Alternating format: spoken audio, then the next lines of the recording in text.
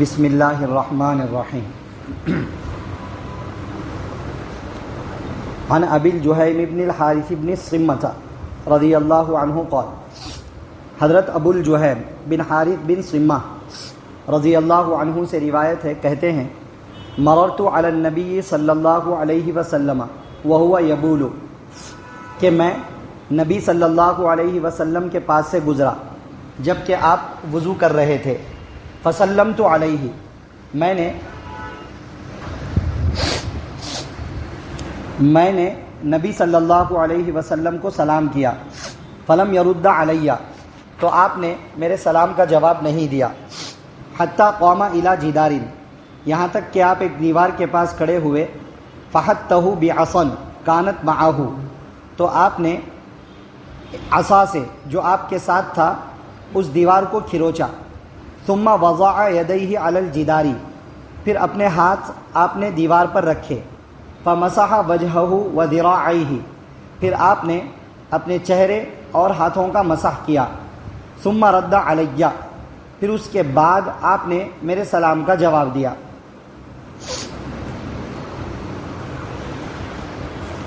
آج کے درس حدیث میں یہ ایک واقعہ پڑھا گیا ہے تیمم سے متعلق، کہ ایک صحابی کہتے ہیں کہ میں نبی صلی اللہ علیہ وسلم کے پاس سے گزرا، اس وقت آپ پیشاب کر رہے تھے. میں نے سلام کیا تو آپ نے جواب نہیں دیا، پھر آپ نے تیمم کر کے میرے سلام کا جواب دیا. یہ واقعے کا خلاصہ ہے.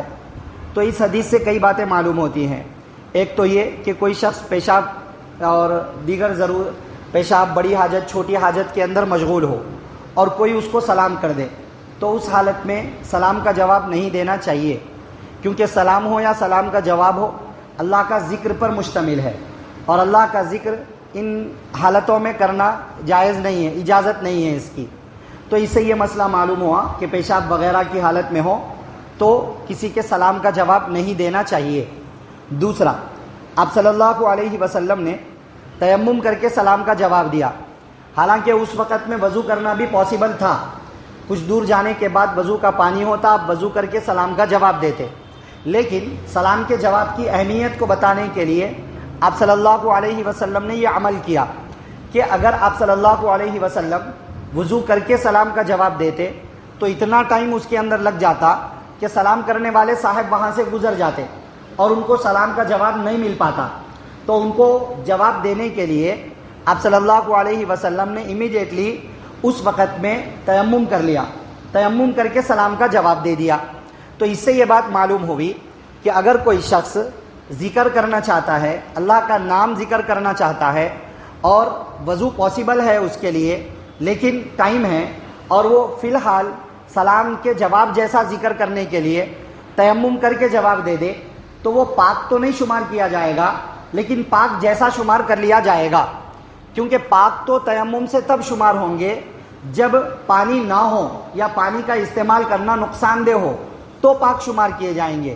پانی موجود ہوتے ہوئے اور پانی کے استعمال کی طاقت ہوتے ہوئے اگر کوئی تیمم کرے تو اس تیمم کا اعتبار نہیں ہے شریعت کے اندر.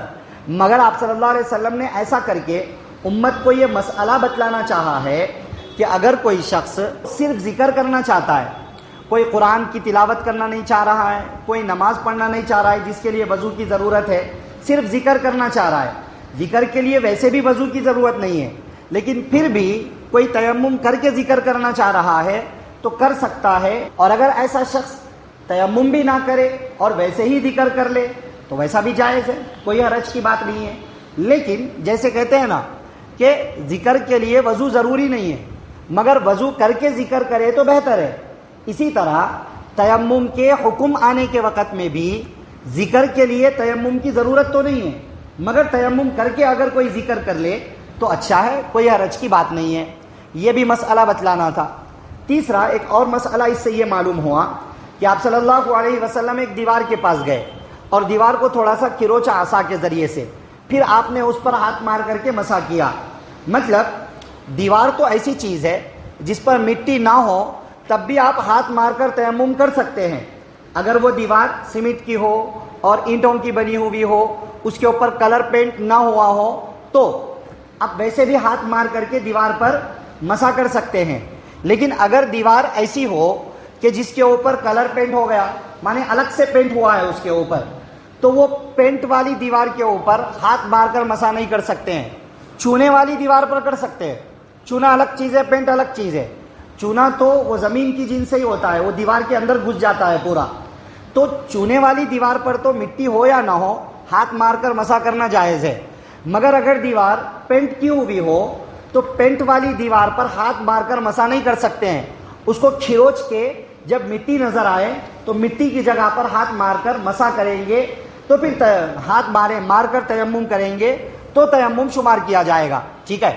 اسی طرح کوئی ایسی دیوار ہے، مثلا لکڑی کی دیوار، کانچ کی دیوار ہے، جس کے اوپر تیمم جائز ہی نہیں ہے شریعت میں، ویسی دیوار پر یا ویسی چیز پر کوئی تیمم کرنا چاہتا ہے تو اس کے لیے ضروری ہے کہ اس پر دھول مٹی جمی ہوئی ہو، تو ہاتھ مارے، ہاتھوں کو دھول مٹی لگے تو تیمم کر سکتا ہے، اور اگر ویسا نہ ہو بالکل بھی، وہ چیز ہی ایسی ہے کہ جس پہ تیمم کی پرمیشن ہی نہیں ہے اور اس پہ مٹی اور دھول بھی نہیں ہے، تو پھر تیمم نہیں ہو سکتا ہے۔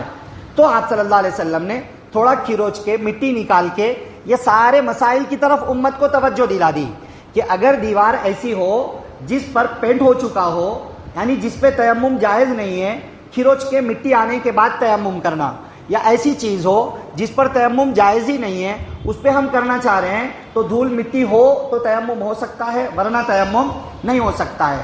باقی نارمل دیوار، اگر اینٹ کی، سیمنٹ کی بنی ہوئی دیوار ہے، اس پہ دھول نہیں بھی ہے، ہاتھ مار کے ہم تیمم کر رہے ہیں تو تیمم ہو جائے گا، کوئی حرج کی بات نہیں ہے۔